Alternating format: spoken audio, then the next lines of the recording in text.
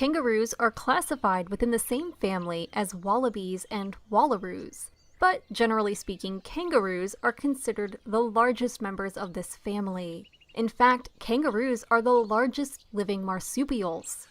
Marsupials are mammals whose young are born prematurely and develop outside of the womb, usually in a pouch found on the mother's body. Many of the marsupials alive today are found in Australia, just like today's subjects. Kangaroos range across all of Australia and sometimes even have overlapping territories. In the hot Australian wilderness, kangaroos may cover themselves in saliva to keep cool. They may also dig to find colder soil, then lounge about in it to cool off. Kangaroos are also able to sweat, but to conserve water they'll pant instead to lower their body temperatures. These big-footed mammals reach up to 8 feet tall and weigh 200 pounds. Male kangaroos are larger than females and often sport strong muscles to show off their beefiness. Male kangaroos need to be beefy in order to take on other males for breeding rights.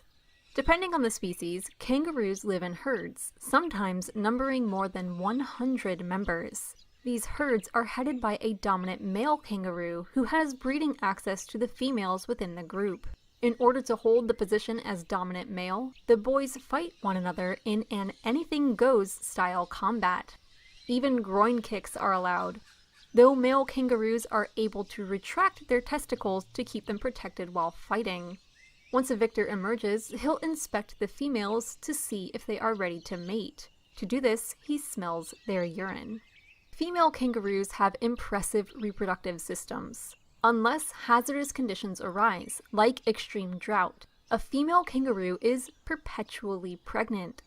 While nourishing a joey outside of her body, the female will also retain an embryo that is in a state of suspended development, called a diapause. When her pouch has freed up space, the embryo continues development and is born. The kangaroo baby comes out about the size of a jelly bean and must climb up on its own into its mother's pouch. It will attach to one of her nipples and stay inside the safety of the pouch for a few months before venturing out into the world.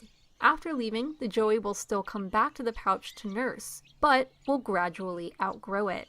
Eventually, the mother kangaroo doesn't allow the joey back into the pouch because she's nursing another offspring. Kangaroos are able to produce different types of milk at the same time for their young. So while the joey on the outside drinks milk higher in fat content, the joey still in the pouch is suckling another kind of milk altogether. And don't forget, while both of these babies are enjoying mom's milk, there's another embryo ready to be born if anything goes wrong in the outside world. Kangaroos are at risk of predation by wedge-tailed eagles, dingoes, foxes, cats, Tasmanian devils, and even large reptiles. Joeys are especially susceptible to predation. However, mother kangaroos are able to cinch their pouches closed like drawstring bags if joeys are under threat. When no longer dependent on mom's milk, kangaroos eat grass, leaves, flowers, moss, and more. These animals chew their food, swallow it, then regurgitate it to chew it again, just like a giraffe. Female kangaroos tend to stay within the same group they were born into. The males will leave the group to find new groups of their own, hopefully in which they can become dominant males.